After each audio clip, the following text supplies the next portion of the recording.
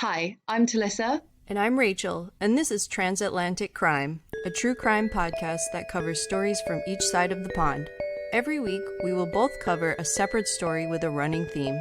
Disclaimer, this podcast will contain swearing and details that some people may find offensive. If you are of a sensitive disposition, listener discretion is advised. Welcome to Transatlantic Crime. So close.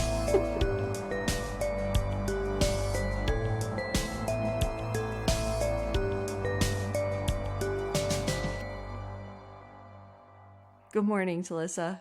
Good afternoon, Rachael. It's question mark. It's what time is it here? It's 3:15, so it is the afternoon. Okay, yeah. 7 a.m. here. So, hi. Oh God, you're so good getting up.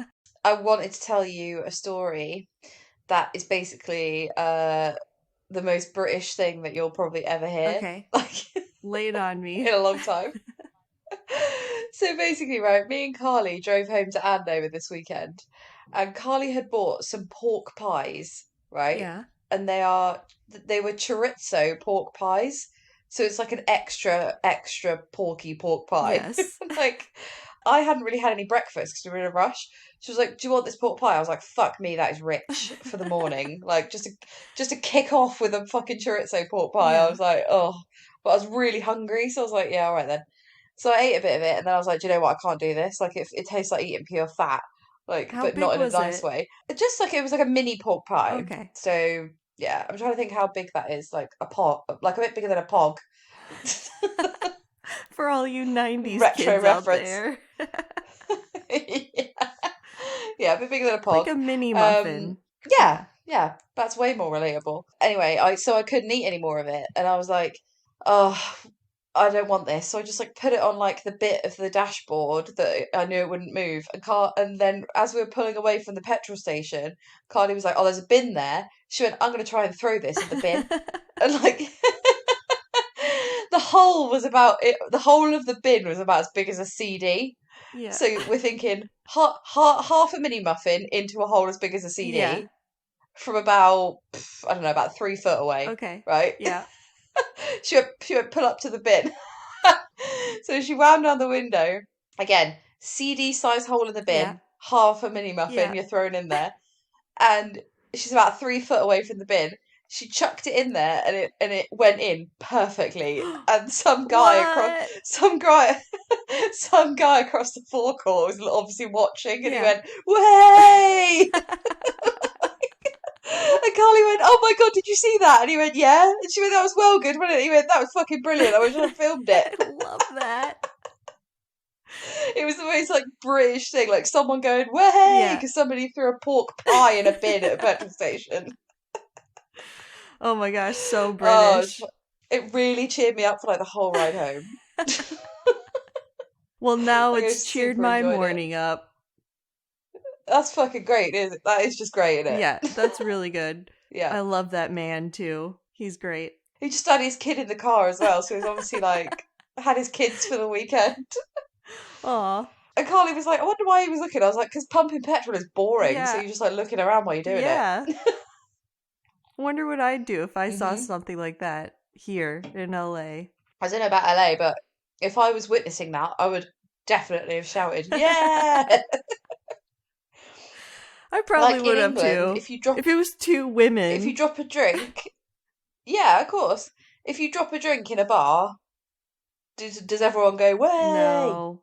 Oh, they do here. No. That's English. I know. That's English. That's British I thing know. to do. I've worked in pubs. Do you not miss it? I do. Do you not miss it? Or like everyone claps. Anytime. Yeah, every time you hear a glass smash, everyone goes, "Way!" Yeah. I don't know why. I fucking love it though.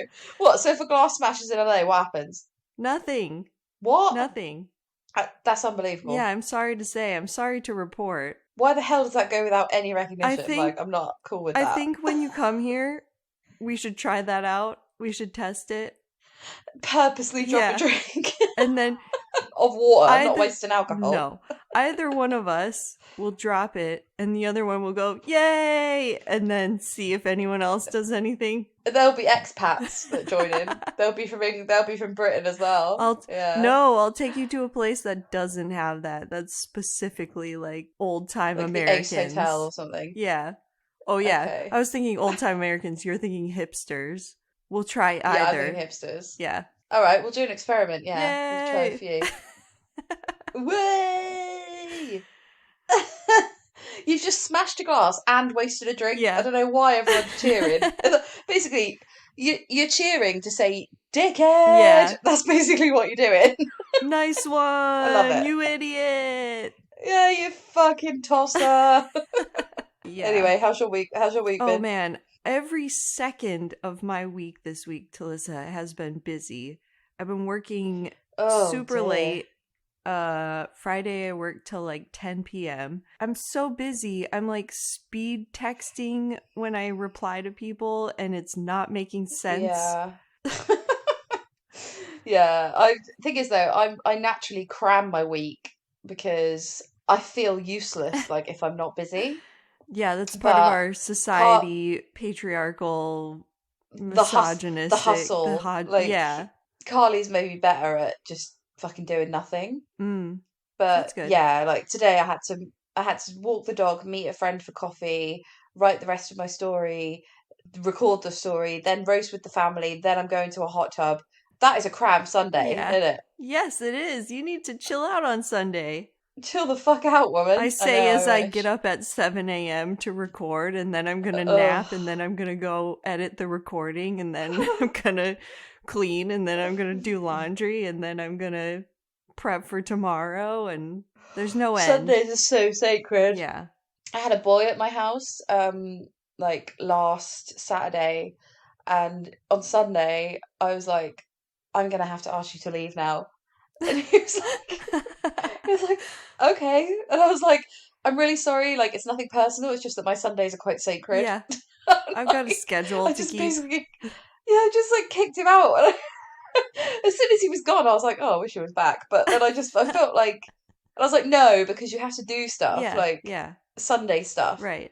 Like I've bought like some polyfiller and I'm going to because like we live in a rented house, so I'm just gonna like fill in all the holes that I've made, hanging up shit pictures like badly and stuff. Like I've got errands. Yeah, I know. You gotta like. My thing is like you gotta do laundry. You gotta like vacuum. Yeah, all the boring stuff. That's all. Like what you gonna do? What you gonna do? Sit there and watch me vacuum? Like go home. Yeah, you're better off going home. You gonna help? Seriously, you don't want to see any of this.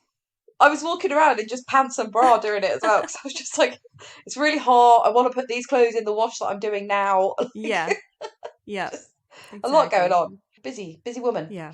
I was wondering if you wanted to get into the story this week because mine's quite long. Mine is a little bit too. I think we should get into it. Oh, wait, we have one more thing to say that we should have said right at the top, which is we had something very exciting happen this week. A very special listener. She shared us on Instagram, Rose McGowan. Yeah. Amazing. Rose McGowan. Yeah. Yep, she shared us on her Instagram and our listenership went up as a result. Thank you. Directly. Thank you. If she's listening. I don't know if she listens. I fucking hope she is listening. I think she does listen because the Instagram post was, I like to listen to true crime before bed, and then our podcast. Yeah. So thank you for listening. Thank you for sharing. And we love you. You're amazing. You are amazing. Yeah. And fuck Harvey Weinstein. Yeah. Fuck everyone really in hard Hollywood. Up the arse. All men in Hollywood. Yeah, exactly. Although I still want a job, cool. So not fuck you all, that just extreme. The ones that won't sexually assault me and give me a job. Yes, exactly. Please. Okay, cool. So I am really, really excited about the theme this week. I just find it so fucking interesting. I know, it's amazing. I agree. So the theme this week, what did we even name it? Prison Honeys. That's what you named it. Otherwise known as, what is the word? Hybristophilia. Hybristophilia. Yes. Yeah, we briefly discussed it last week and then decided we should do a full episode on it because it's just so interesting. It is. which is the romantic attraction to someone who has committed violent crimes. Hybristophilia, or AKA prison honeys. Prison honeys with a Z, please. Also, I was thinking of calling it like isn't there a show in America that's called Love After Lockdown? I don't know. Because they mention it a lot on Small Town Murder. Oh, really? Yeah, they've done like bonus episodes on it because they say it's so good. Oh, nice. So like I might try and find it. Yeah. Yeah, it's about people who are married to somebody in prison and then like they get out of prison. Oh man, I should they listen follow to them. that. That sounds hilarious for Small Town Murder to do. Sounds good, doesn't it? Yeah. Yeah. Okay. Well, Love After Lockdown, Prison Honeys, Hybristophilia, here we go. Here's my story. Okay. I don't really have a title, so I'll just get into it. Mm-hmm. Okay. So on the night of December 4th, 1986, 26-year-old Terry Lynn Matthews finished her shift at the bank in Tampa, Florida at 11 p.m. and met up with her boyfriend, Gary McClelland. The two had dinner together, and then she went back to Gary's home, where he lived with his parents. She stayed there until 2 a.m. when she left to return to her own home, which she shared with her parents in Pasco County, which is about half an hour's journey away. On her way, she stopped off at Land O'Lakes post office, where she and her parents had a post office box, and she would often stop there to pick up her family's mail. I don't know. I kind of mentioned this too because why has she got one? Lots of people have them for different reasons. Like sometimes have they got a stalker? Are they a judge or like someone important? Or sometimes people have post office boxes if they live in apartments, or like if they don't think their mail is going to be safe in the apartment that they live in, or like it's always going to be signed for, like it could be dropped off anytime and it'll be safe in that box. There's always be someone there. Not always someone there, but like it'll be locked up. So you can go by and access your mail anytime. So this morning, Terry Lynn Matthews, she went at like 2:00 in the morning. Okay. So security footage that night timestamped her at the post office at 2:48 a.m. That was the last time she was seen alive. Cool. Yeah. It was normal for her to call Gary when she returned home. That night, when no call came, Gary called her mother, who reported that she had not returned home yet. Gary immediately got into his car to drive the same journey that Terry would take to see if he could see any signs of her. He didn't find any sign of her until he came upon the post office, where he spotted what looked like her Honda parked in the parking lot, the engine still running, and the parking lights on the car were still on. Mail with Terry Lynn and her family's name on it was strewn all around the parking lot. Oh, shit. I mean, that would be terrifying. Immediately, you knew something would be wrong. So that morning of December 5th, Terry Lynn Matthews' body was found near railroad tracks in a rural part of Pasco County. She had been stabbed in the neck and chest several times and beaten. Her body was wrapped in a sheet, and her body and clothes were wet, despite it not raining in the area for several days. An autopsy... That's weird. Yeah, it's super weird, and we'll talk about it later. So an autopsy later revealed that there was semen present in her vaginal area. Of course there was. Yeah. Are we surprised? No.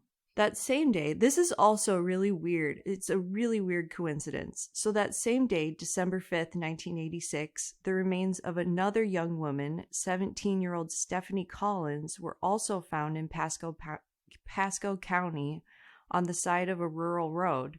Stephanie was last seen in a drugstore parking lot in Carrollwood, about 30 minutes away from where her remains were found in Pasco County. Stephanie had also been stabbed and beaten.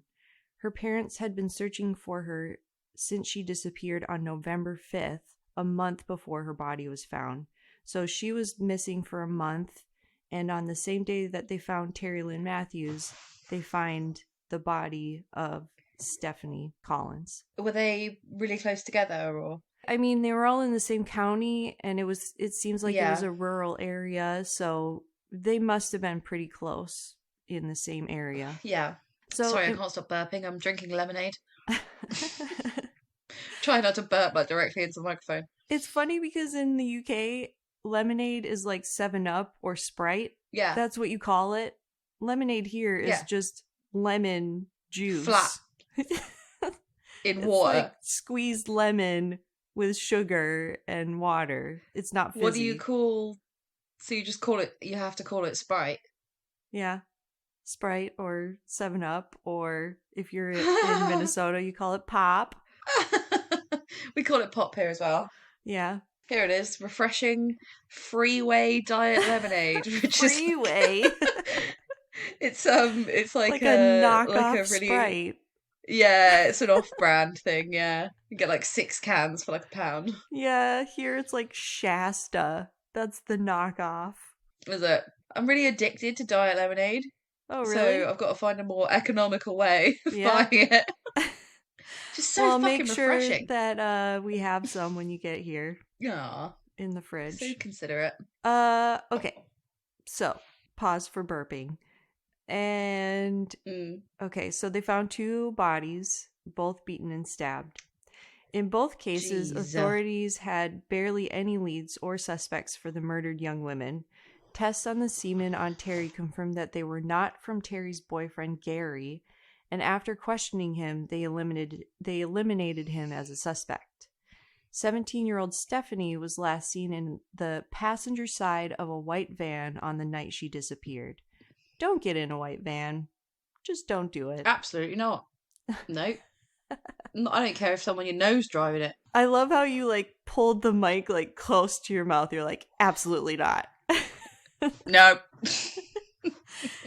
So that was the last time anyone saw her, but investigators could not find the driver of that said van. Both the parents of Terry and Stephanie fought to find out who killed their daughters, but their fights were in vain. The cases went cold until 4 years later, the summer of 1990. So nothing happened.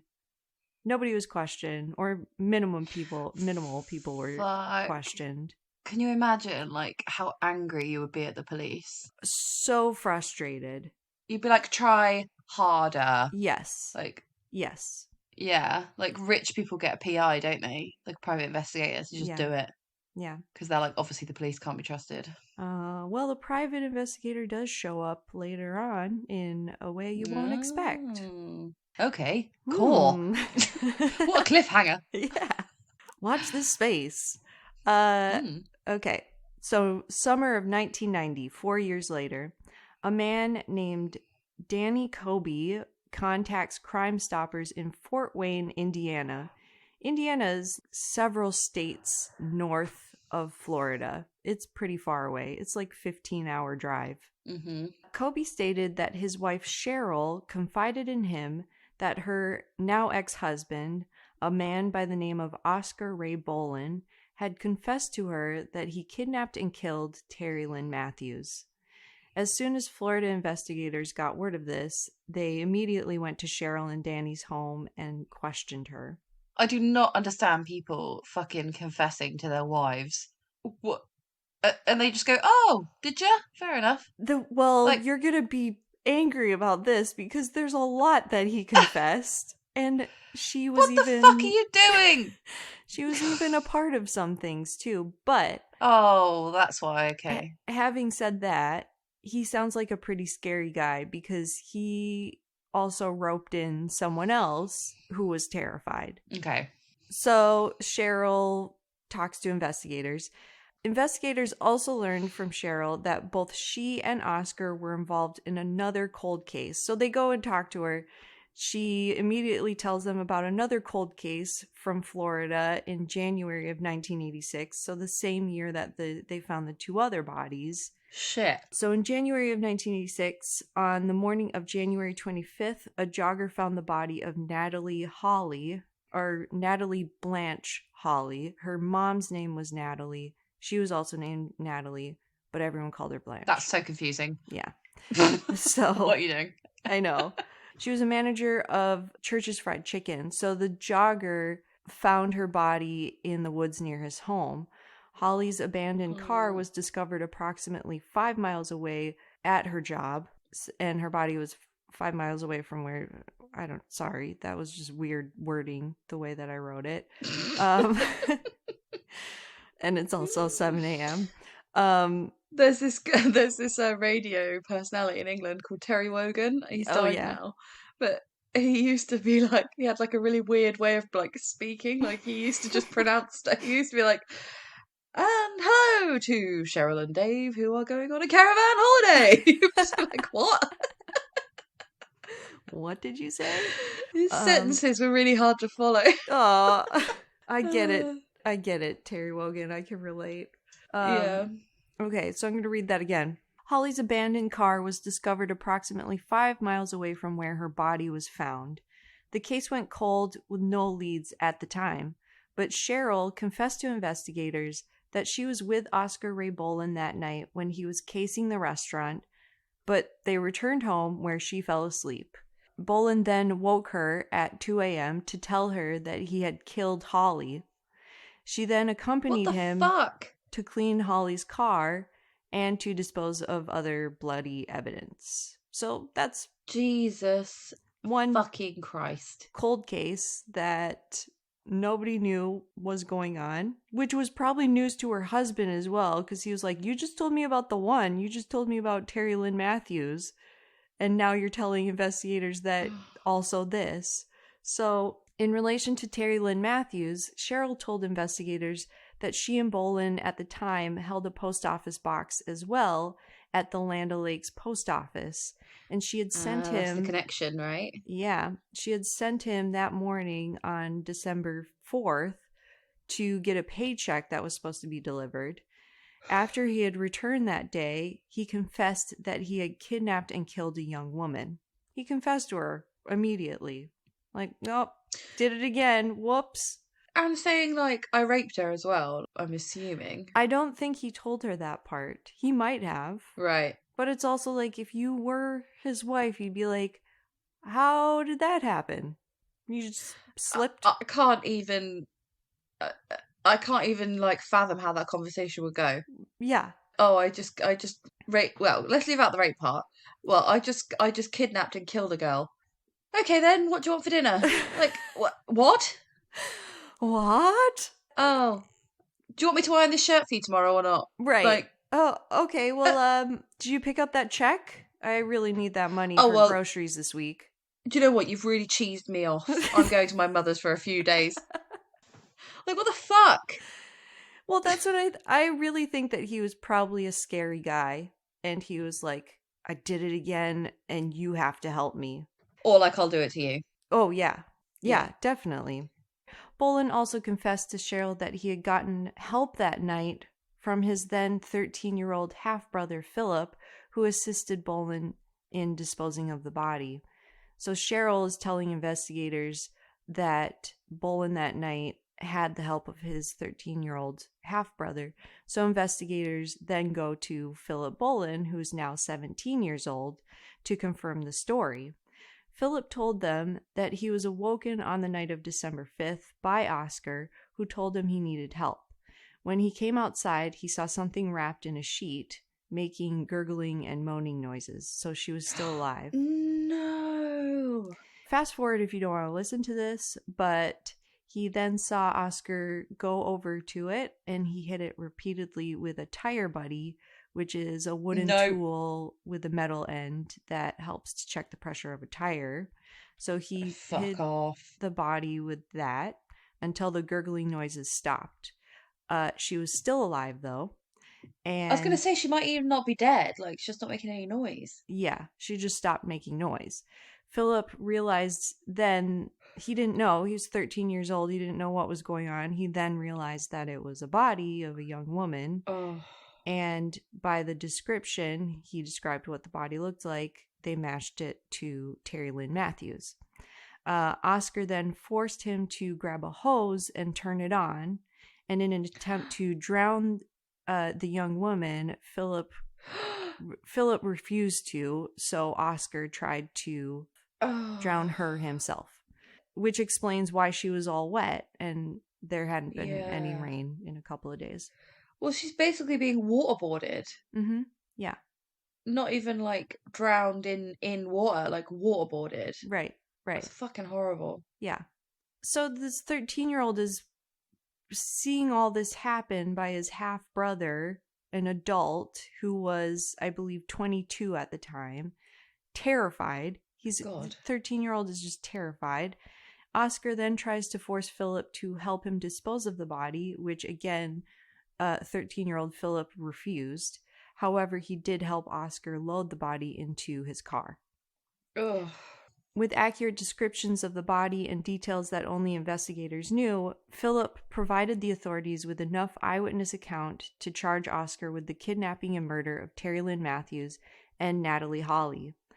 They also connected him to the murder of Stephanie Collins when Cheryl stated that on the night of November 5th, 1986, Oscar confessed that he had killed another woman, and Cheryl accompanied him to dump the body. She was able to take authorities... Fuck me, Cheryl.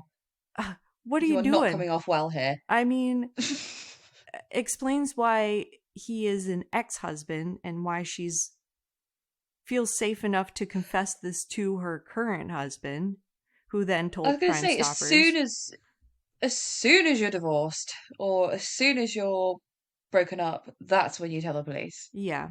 Or maybe she was scared that she'd be in trouble as well. Yeah, we don't know. Because she was involved. She was probably terrified in so many different ways. So we don't know why it took her 4 years. Maybe I'm being a bit harsh. We all think that we would tell immediately, but we don't know her situation. No. Rachael, the voice of reason. Compassion, empathy. I'm like that, you fucking silly tart.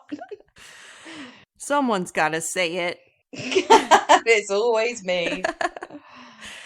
She helped him dump the body, and she took authorities to that spot, the same spot where Stephanie Collins' body was found. Obviously, she didn't know who it was, so that kind of proved that it was Stephanie Collins because it was the exact same spot where they found her body. Mm-hmm.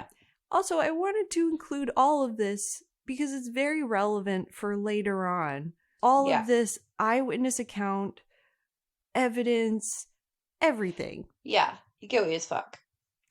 Yeah, but somebody doesn't. Somebody doesn't. Yeah. No, I've included a lot of the crimes in mine as well. Yeah. Unless you know what they did, the fact that somebody wants to marry them or be with them isn't that shocking. Right. Yeah, you have to include it just so people get it. Yeah. So Oscar Ray Bolin, at this point in 1990, was already in an Ohio prison serving 15 to 75 years for the kidnap and rape of another 20-year-old woman. What? He was already in prison. This guy is relentless. Yeah. He attempted to kill her as well, but his gun jammed, and so he just let her go. Wow. Yeah. Lucky her. I know. And then there was another woman who was 30 who was also raped by him. So it was just like, there's just a line of women. It's like, how can you deny it? I'm already ahead of myself, but... Yeah. Yeah. So Bolin all of them are lying, are they? Right. All of them. Or these dead bodies. All 5 of them. Right. That's a lot of pinning on you. If you didn't do it. Maybe I would understand if you were the wife and you had to make some kind of decision. But 5, come on. Also, imagine being cheated on by your husband raping someone else. Right? I know. Weird, isn't it? It's like, not only have they cheated on you, they've also raped someone. Yeah. The fact is they have cheated. It's so weird. I would consider murder cheating as well. Would you? I consider it murder. I mean, yeah. I mean, it's like I consider it lying. Like, I think I'm done here. Like, it's on par with cheating. So he was already in prison. Bolin was charged in 1990 with all 3 murders and underwent 3 trials, 1 for each victim. In each case, he was found guilty of first-degree murder and sentenced to death for each of the 3 convictions. You, sir, may good. Fuck off. Yes. I mean, what good is he doing? You can't rehabilitate that man. I agree. You can't let him out. He is mad for rape and murder. Yeah. That's all he's about. And he's just going to sit in prison forever. I think in this case, what is he, even if he was sitting in prison, what is he giving to society? Nothing. Yeah, it's not much, is it? No. So obviously he has 3 death sentences against him, which that sounds very complicated, and it does get very complicated. So it's a lot to appeal, isn't it? Like, yes. Even if you beat one. Right. You usually never get off. You just get life in prison without parole. Right. That's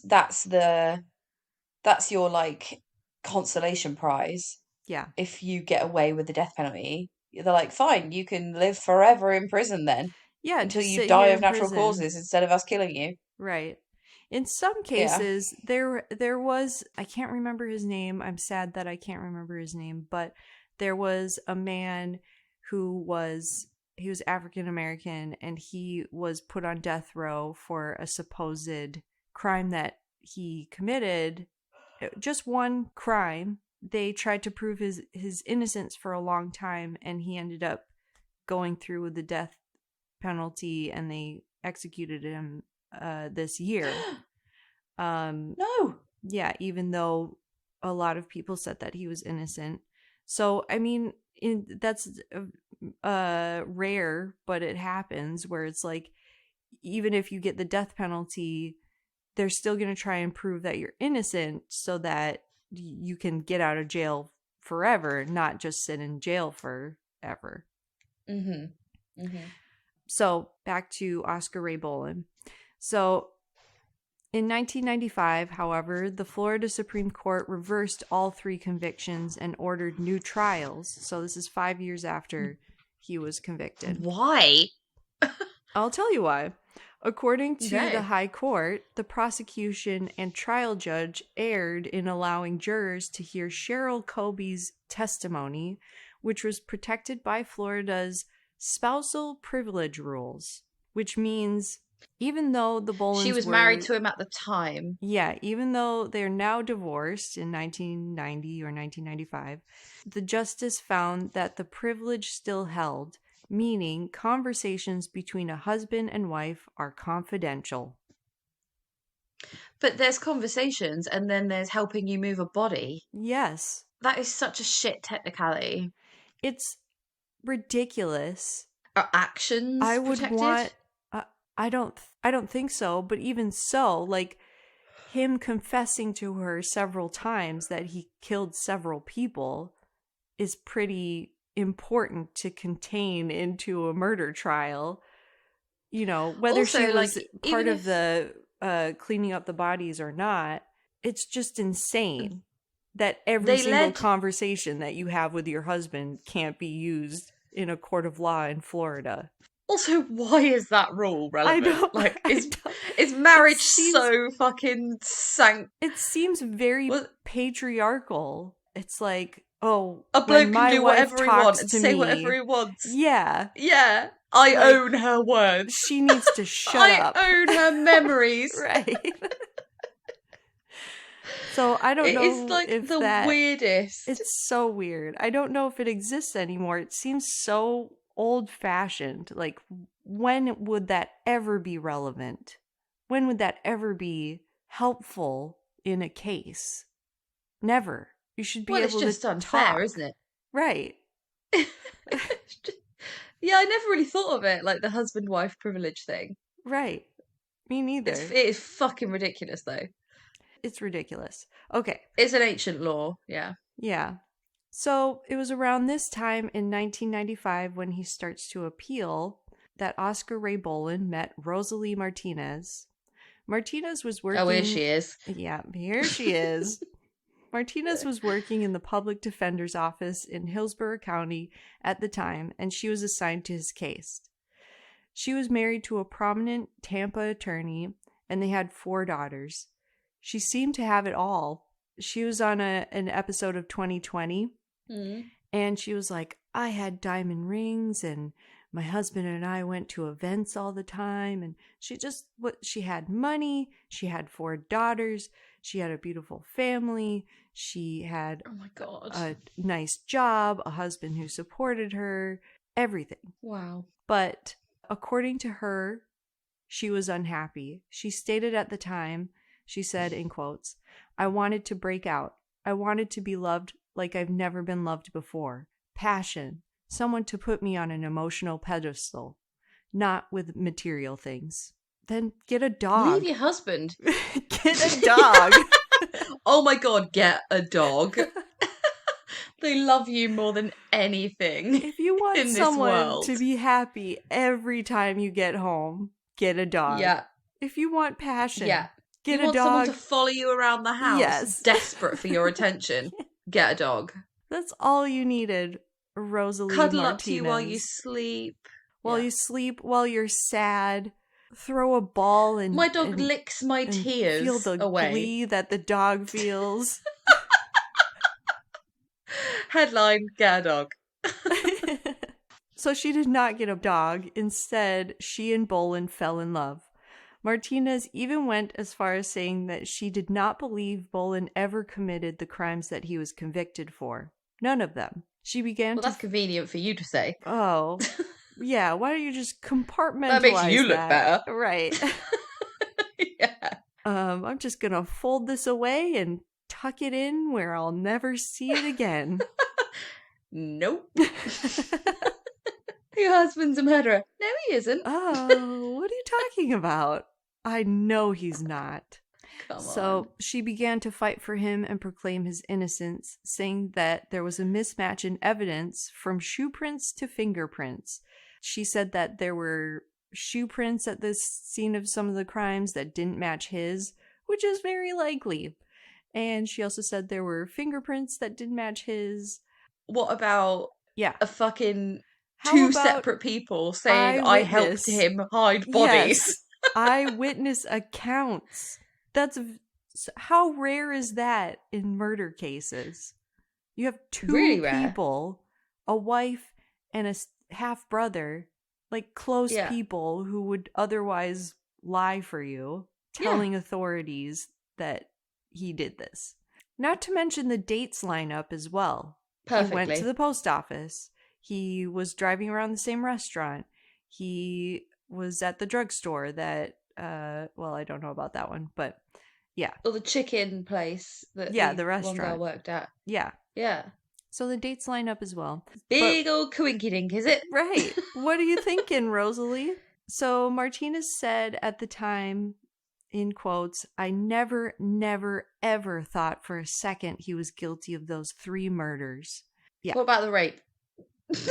Yeah. It's so much other stuff. The rape that he was in prison for. How do you explain that? Yeah, already. Didn't do that either. You Didn't still do that. Even if he did do it and you believe that, you still want to fall in love with a guy that's in prison for raping a 20-year-old? Or however, it doesn't matter how old anyone is. You still want to be with him? Nope. I mean, I've scraped the barrel, mate, but I'm not going that low. No. No. So Martinez's family and friends obviously distanced themselves. Rosalie's husband filed for divorce, and he took their 4 daughters from her. The 4 daughters were aged 6 to 14. Man, does that suck? That your mum leaving you at that age is gonna fuck you up. Not only is she leaving the family, but for this 6-year-old little girl. Right. Mum gone. Why? She wants to fuck a rapist murderer. Yeah. She wants a rapist murderer in her life more than she loves you. Right. That's a 6-year-old's view of that. And it's the truth. Right. I hate this woman. Everyone does. Yeah. Martinez, however, became so convinced that Bolin was innocent, she became a private investigator to better help his case. So she was working You're already a lawyer. Yeah. She was already working in an attorney's office, and she became a private investigator to I was reading one article and it said to follow the hunches that she had in the case. Fucking hell. What a doofus. Doofus. I've been using that word a lot lately. I really like it. Yeah.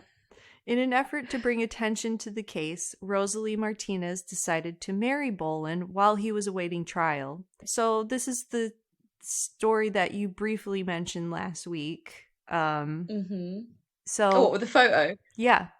So oh God. Oh shit, I need to put it up. Yeah, you do. That is so going up this week. Yeah.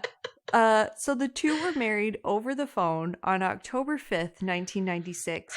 And also it was televised. It was on live TV. So 20 million people saw this happen. And she's just so proud. I'd watch that. Yeah, that's true. I would call in sick to work to watch that. It's so dark though. Yeah. And she's in this white dress and she's so happy. So while he was in prison, she performed her role in the ceremony in her apartment with a minister present, which you mentioned last week, and with a photo of Bolin to stand in his place. I take the 6x4 matte print photo. Do you I say promise I do? To cherish thee, polish thee, use vinegar on the glass to make it all shiny. Look at you every day. Sleep with you next to me on my bed. Instead of a dog, which would have been much better. Yeah. Jesus Christ. I know. She wore a white dress and she teared up as she said I do over the phone. Fucking hell. I think she might have lost her mind. I think she might have had a breakdown. Hybristophilia. That's what she caught. It's one of the only... Yeah, it's one of the only explanations I can think of. Right. Did she hit her head at some point? I wonder.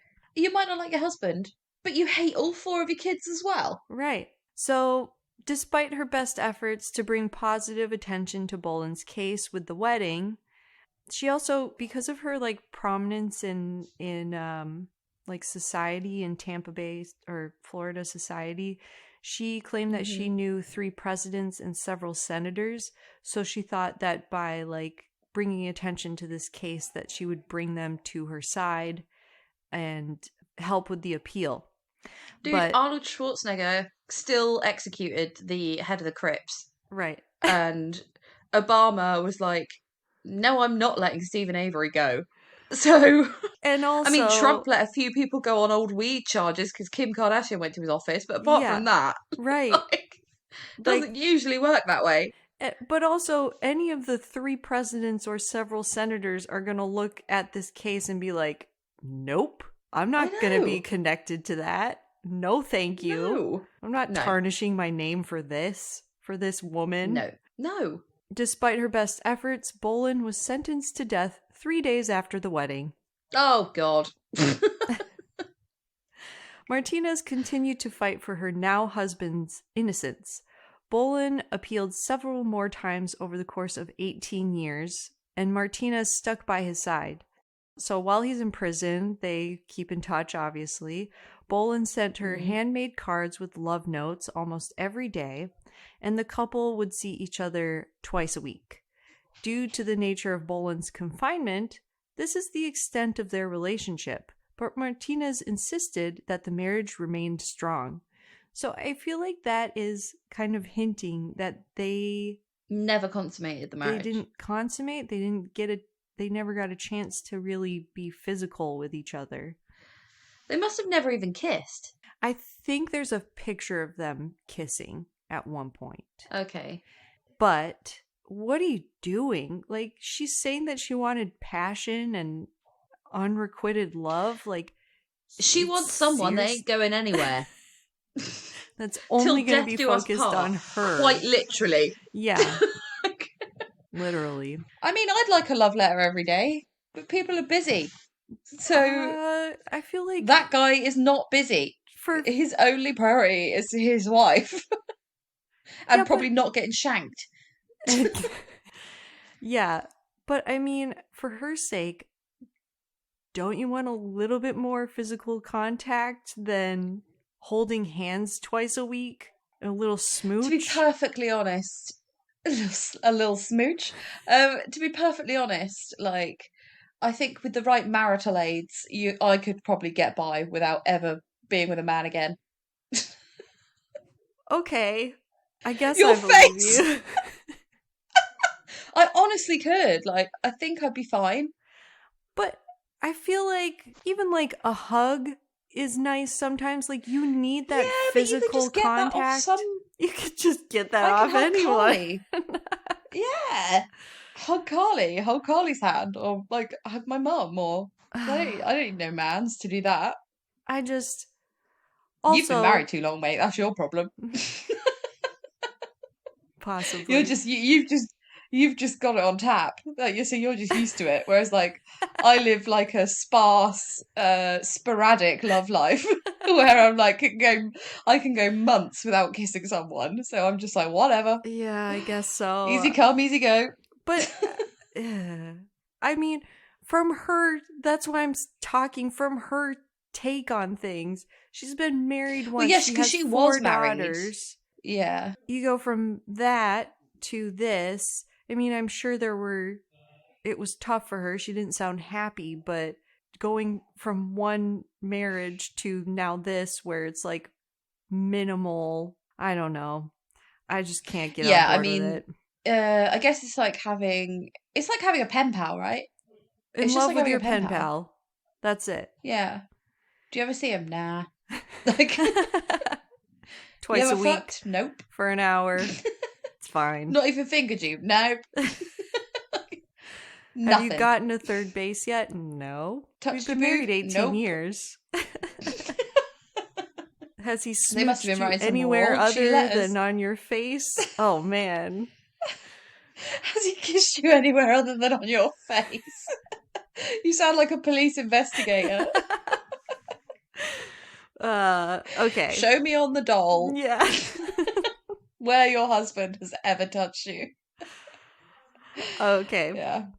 Well, anyway, that was the extent of their relationship. Despite attempts to appeal over those 18 years, Bolin was executed by lethal injection at 10:16 p.m. on January 7th, 2016. All day to think about it.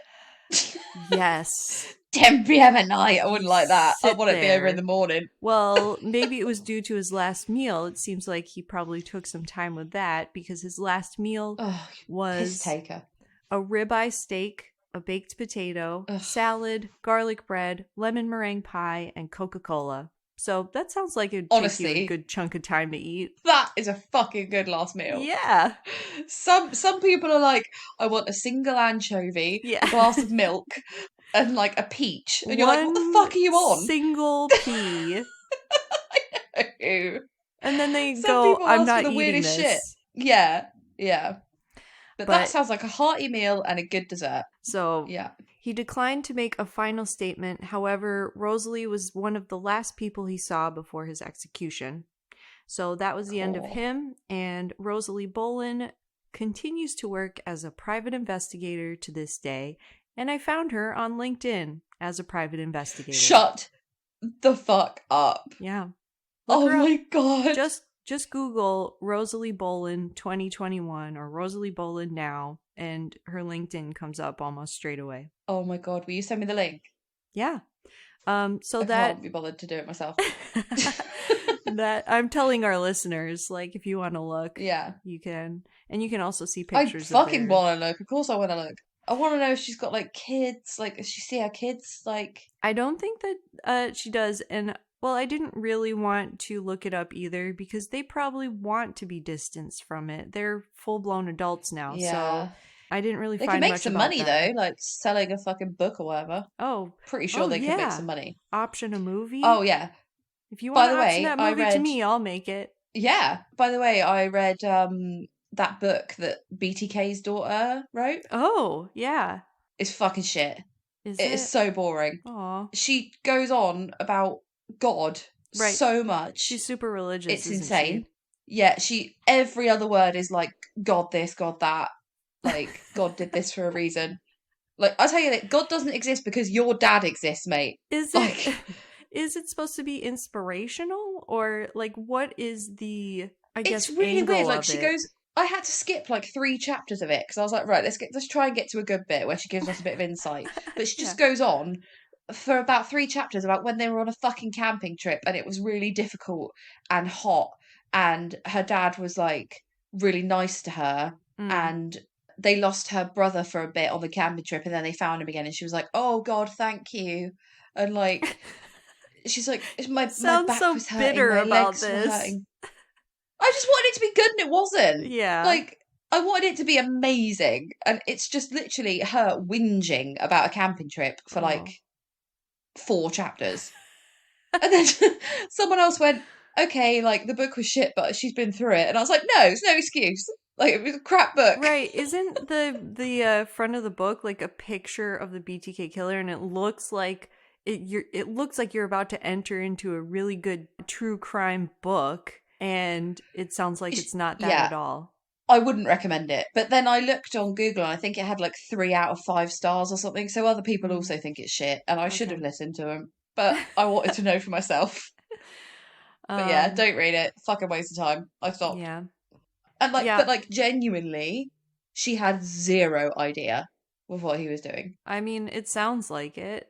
It sounds like she's used God to find some meaning to what she's been through. So yeah, if it helps you, then fine. But we don't know. Don't write a book about it and bore me shitless. But yeah, we don't know if any of the 4 daughters are in that state to do that of Rosalie Martinez. So that's the story of Oscar Ray Bolin and Rosalie Martinez. I really, because obviously I kind of knew the whole like getting married next to his photo, like fucking fiasco. Right. I just wanted, but knowing what he actually did and is the savage. Evidence against him, to know so all bad. of that, it's just insane to think that a woman, a smart woman who had it all, she's a smart woman, gave it all up to help him. Unless they're hiring like fucking idiots at the like public defender's office. That could also be the case. That could be easily, yeah, I suppose. But yeah, great story. Well done. Thanks. Okay, so I'm going to crack on with my story because basically all my family are here for a roast dinner. Okay. And yes. My mum was like, I hope it's not too noisy. And I was like, well, there's zero fucking things I can do about it. So me too. Right, let's find my story. Okay. So my story is quite exciting because she's huge name in Britain. Oh, okay. Rose West. Oh. As in of Fred and Rose West. Yeah. Have you done Fred and Rose West? Nope. Pretty sure I haven't. You're right. I try and do stuff that no one knows anything about. Right. And honestly, their story is so long. He has been killing people almost his entire life. Like, honestly, I would believe that about Oscar Ray Bolin. I wonder if he had, because he was a trucker as well. He traveled around. Oh, that is classic, isn't it? Yeah, so I wonder if he has other That's classic cold cases against him.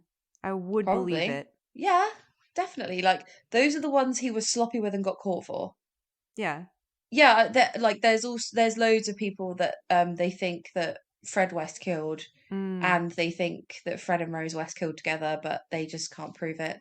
But they found the bodies that they found in their house, which is in Gloucester, which is just above Bristol where I live, like really close to Bristol. Okay. And you can't go and see the house anymore because it's been demolished. Oh. Okay.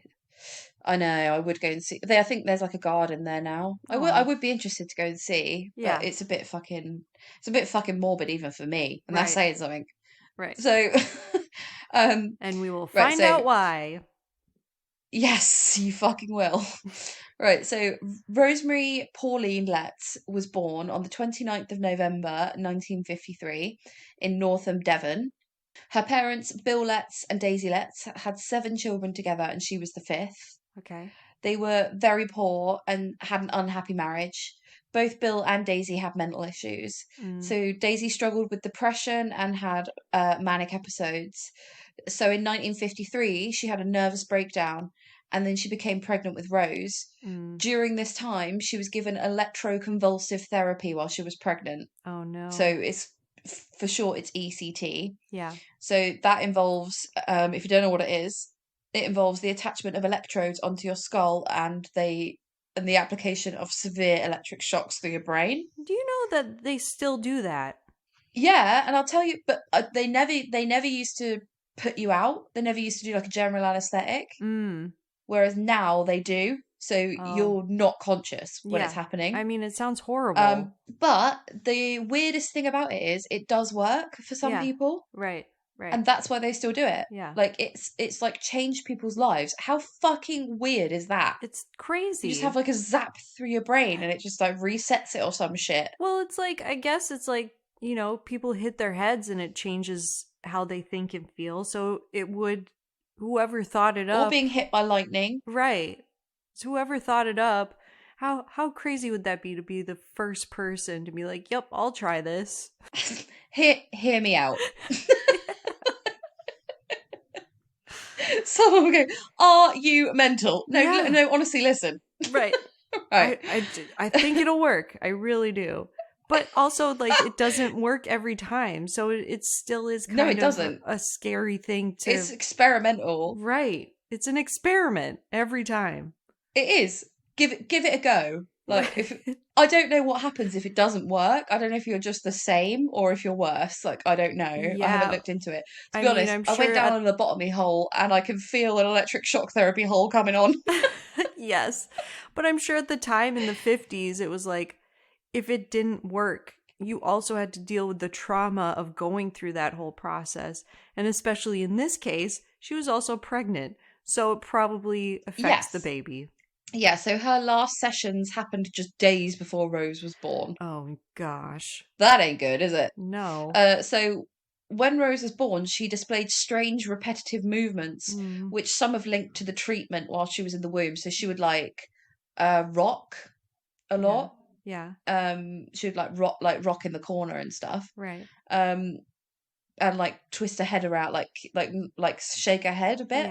Yeah. So Bill Letts, her father, had OCD and would have frequent violent outbursts. Okay. He was abusive towards Daisy and the children during his psychotic episodes and is reported to have sexually abused Rose.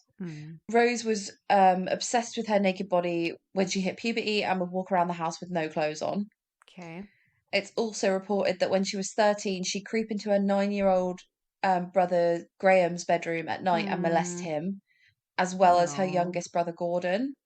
She's just really over-sexualized, which is probably as a result of her dad sexually abusing her. Yeah. Rose's parents separated when she was a teenager. When they broke up, she initially lived with her mother, but after 6 months, she moved in with her father at the age of 16 in Bishop's Cleeve near Cheltenham, Gloucester. Again, it's just above Bristol. Okay. Bill still suffered with mental problems, including paranoid schizophrenia, extreme violence, and he would repeatedly sexually abuse Rose and her older sister Patricia. So he's just a fucking piece of work. Yeah. Rose first met Fred West in early 1969, shortly after her 15th birthday at a bus stop. He was 27. Initially, she wasn't keen on him, and there's some sources that say she thought he was homeless. Oh.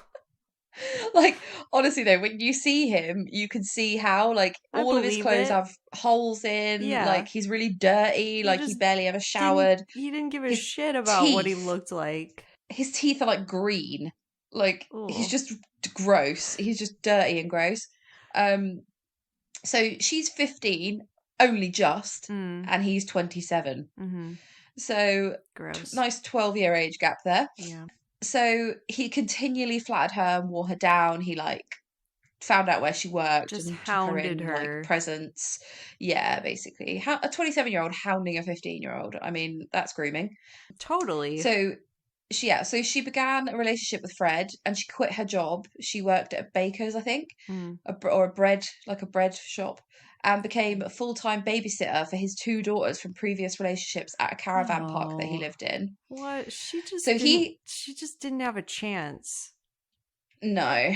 This is all fucked. So basically, I've read this book called Happy Like Murderers, which I would highly recommend. Oh, okay. It's one of the best books I've ever read on Fred and Rose West, because I'll add it to our book list. Of this, yes, 100%.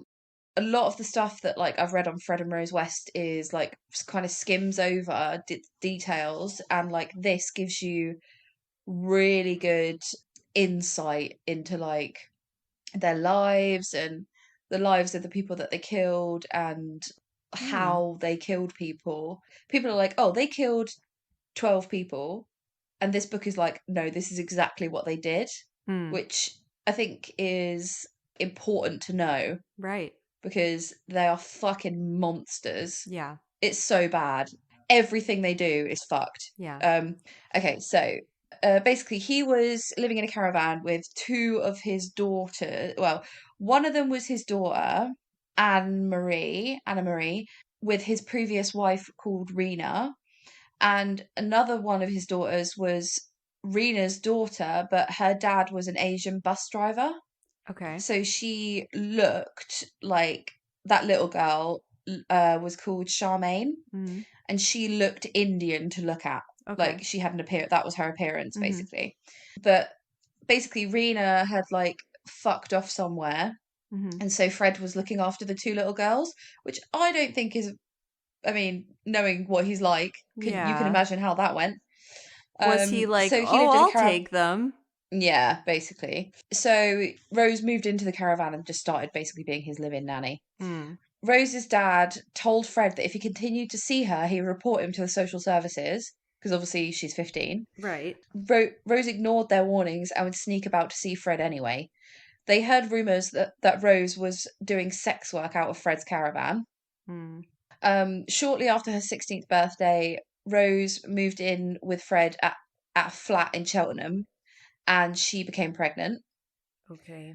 3 months later, they moved to a ground floor flat of a 2-story house at Midland Road in Gloucester.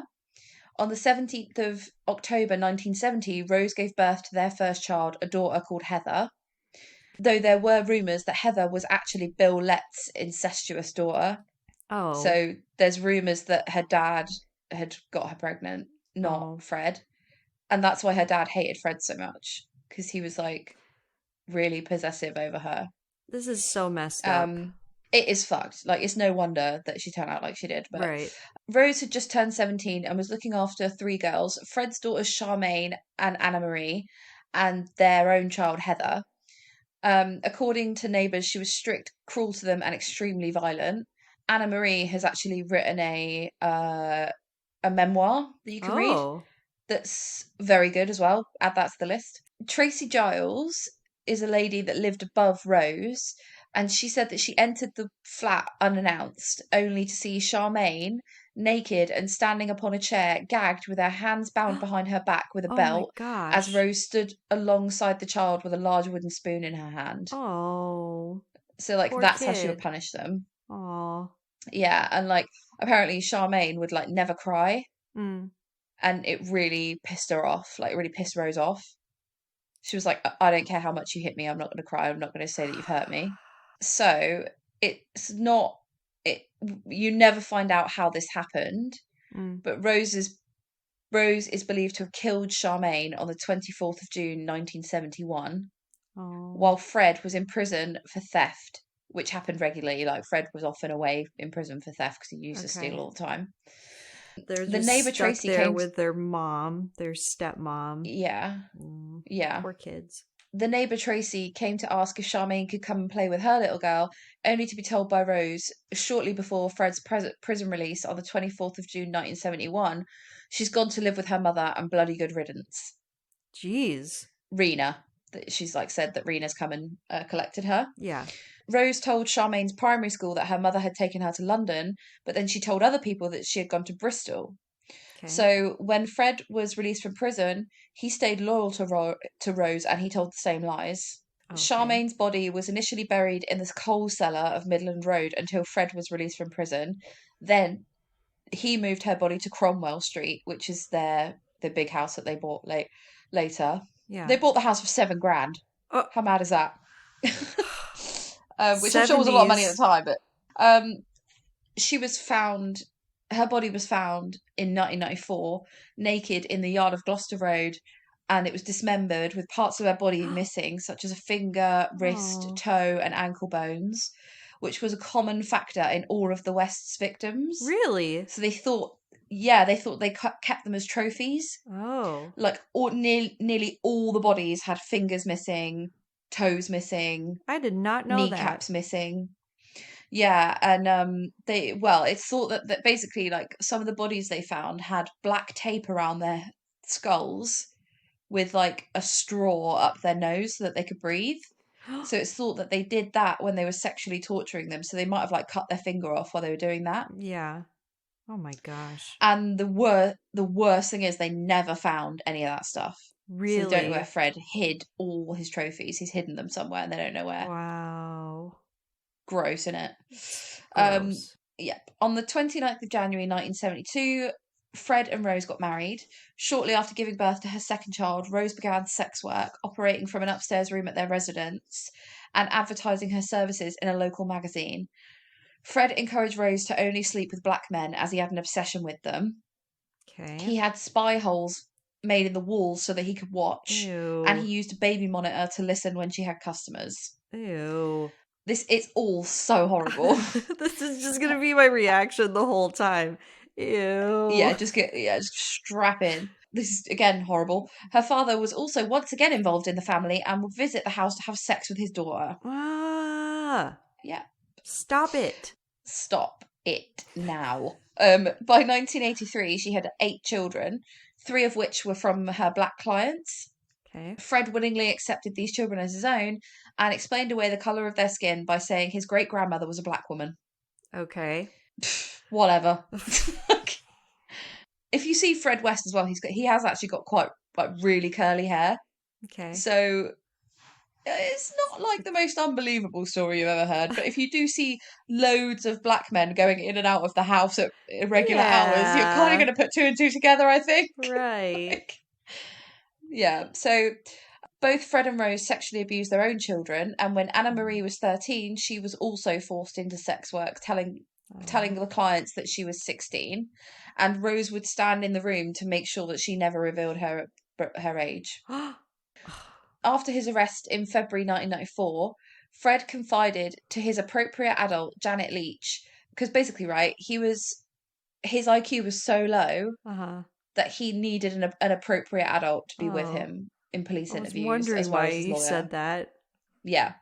So there's a woman called Janet Leach, and there's actually a really good show on the BBC I think it's called Appropriate Adult, and it's about Fred West, and Dominic West plays him, and I really fancy Dominic West, and it's really sexually confusing for me. Oh no. That program.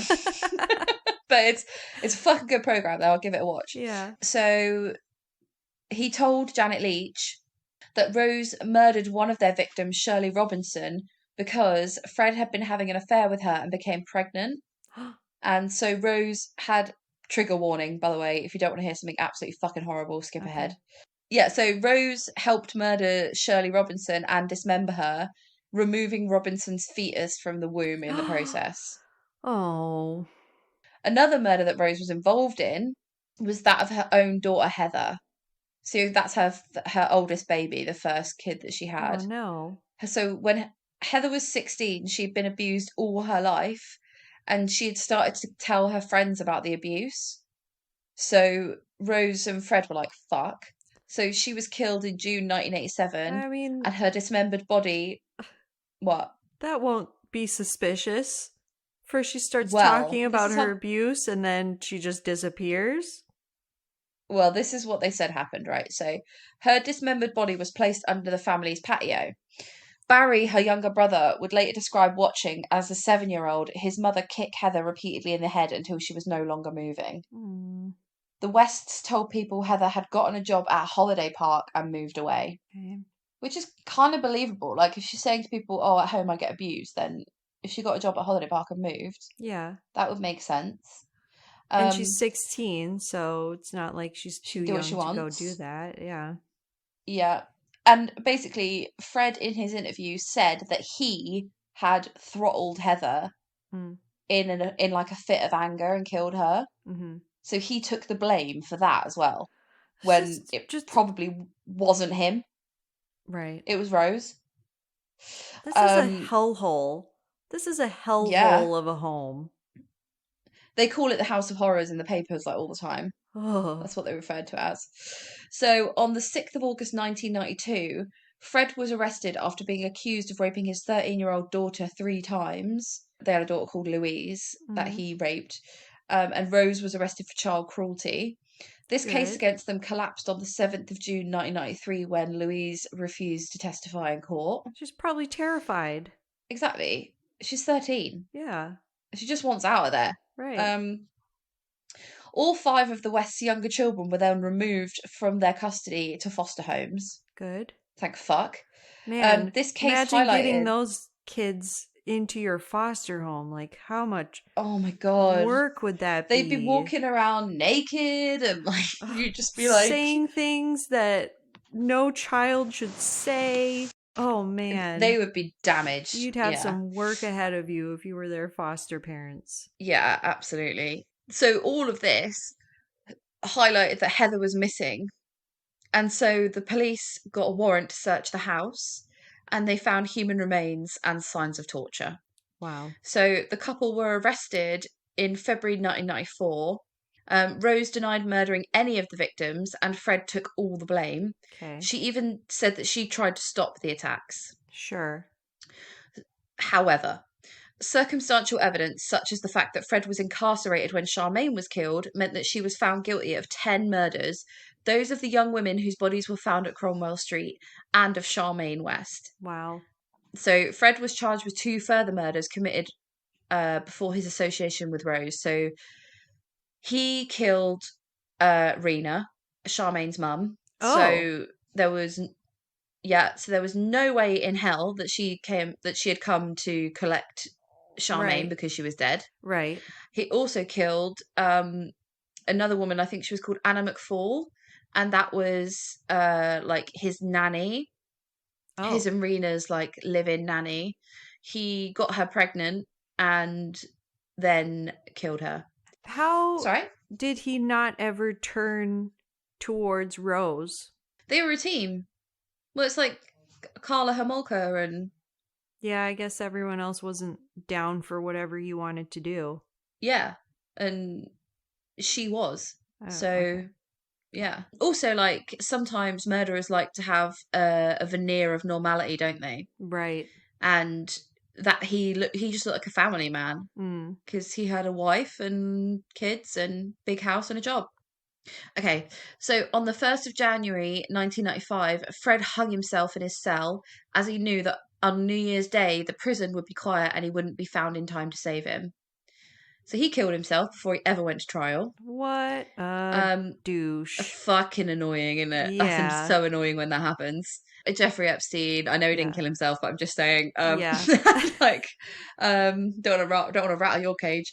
And Harold Shipman did the same as well. Right. Prolific murderer in England. Oh, it's just so lame. It's so lame. So on the 21st and 22nd of November, the jury found Rose unanimously guilty.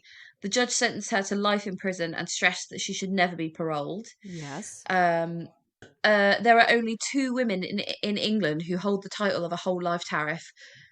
Rose West and the serial killer Myra Hindley. Okay. So if you don't know who Myra Hindley is, her and Ian Brady killed so Moore's murderer, Myra Hindley, was convicted of killing 5 children. Right. And being involved in sexually assaulting 4 of her victims along with her boyfriend Ian Brady. So they are a fucking hellscape. Yeah. In the mid-1990s, Rose was moved to HMP Durham, which is Her Majesty's Prison Durham. Okay. About 3 years after she was imprisoned, Rose West is said to have opted to cook her own food because she was frightened some inmates would try and poison her. She also had her cells set on fire. And who was in that prison with her? Who? Myra Hindley. Oh, the best of friends. Yeah, the 2 women are said to quickly become close and were more than just friends, with one prisoner describing them as thick as thieves. West's solicitor, Leo Goatley, claims she told him she was involved with Hindley on one of his visits. He said Rose was impressed by Myra's thirst for knowledge as she was doing a course with the Open University. Well done. Oh, great. Only because your husband was literally mentally subnormal. So finally some conversation. Yeah. Rose told him their relationship didn't last long, with Rose saying Hindley could be very manipulative. Okay. He told the Daily Mail, and I know the Daily Mail is a piece of shit, but they have a fucking good crime reporter. Yeah. When I visited a few months later, Rose's opinion of Hindley had changed dramatically. She was saying, "You have to watch Hindley. She's very manipulative. You don't realise it, but she gets you doing stuff for her. Oh, she's clever, all right. She's flipping dangerous, that one. She ain't going to take me for a cunt again." And so ended the romance. And Rose West has the most Bristol accent you have ever heard. So, can like, you do it?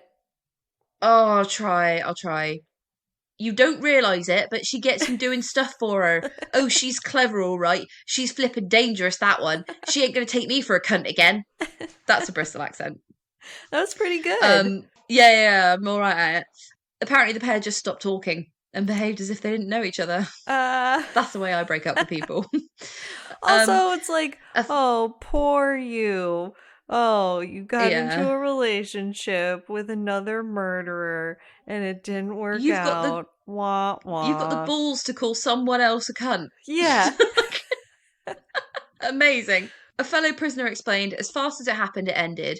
There was talk that because Rose was more famous than Myra, that it had put her nose out of joint. So Myra didn't like that Rose was more famous. Oh, okay. I'd argue Myra Hindley's more famous, but it doesn't really matter, does it? That's not the point. No, who cares? So Myra Hindley died on the 15th of November 2002. And then on Wednesday, the 22nd of January 2003, it was reported in the papers that Rose West had been corresponding via letter for over a year with rock band Slade bass player Dave Glover. What? Do you know who Slade are? Yeah. Oh, don't they go, "Oh, I wish it could be Christmas every day"? Isn't That's that their Slade, only I'm pretty song? sure. That's their only I'm song that anyone knows. Yeah, that's that band, right?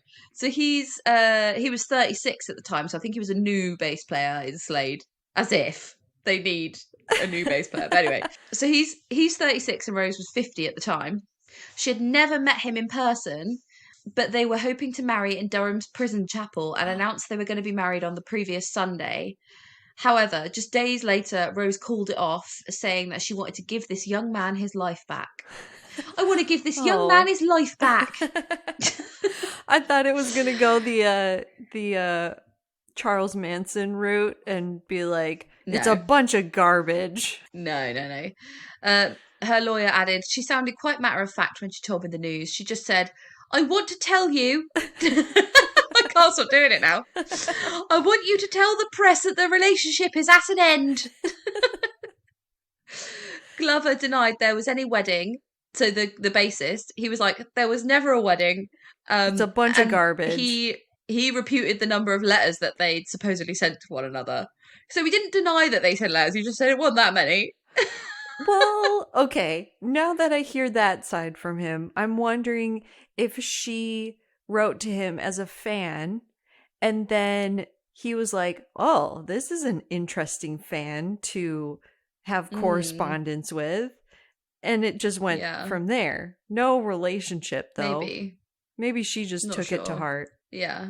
So, nevertheless, he was sacked by the group's singer Dave Hill, who told the Birmingham Post, "I was stunned when I heard what he was planning to do. I had absolutely no idea that he had any contact with Rose West or even had a girlfriend. I'm completely horrified. It's very upsetting to me personally, and I'm glad to see the back of him. He's a nice bloke and all that, but this is just totally sick. He had to go for the good name of the band." Oh, man. Well done. The band. Well done, Dave Hill. Listen, you weirdo. Yeah. I don't know what you were doing, but you're out of the band. You're out of Slade. You're a nice bloke and all, but fuck off.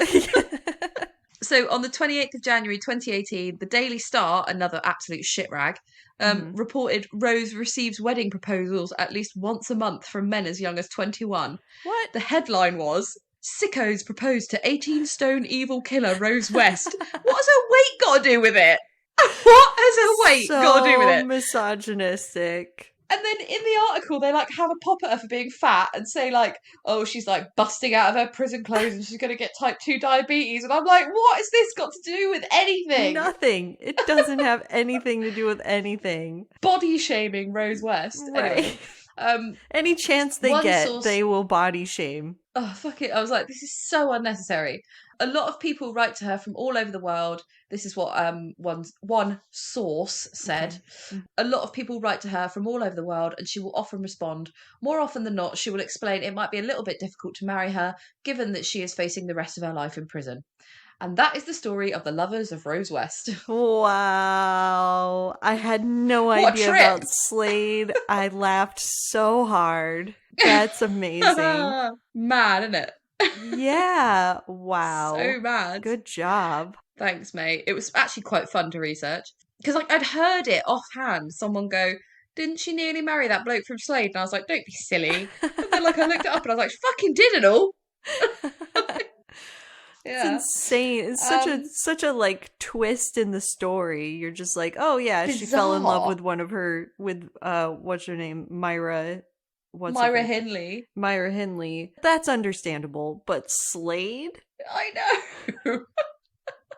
And he wasn't even like the original member. He's just like a replacement basis. Probably because the original member was so old he died or something. Yeah. So funny. Yeah, anyway, on that note, I'm going to love you and leave you because I can fucking smell the roast dinner and I can hear everyone having fun downstairs. Yeah. Okay, well, thanks for listening and enjoy your roast, Talicza, and we'll talk to you next week. All right, love you, bye. Bye. Thanks for listening to Transatlantic Crime this week. If you liked what you heard, please rate, review, and subscribe. And if you'd like to follow us on social media, you can find us on Twitter at TransatCrimePod, Instagram at Transatlantic Crime, and on Facebook with Transatlantic Crime Podcast. Thanks, bye.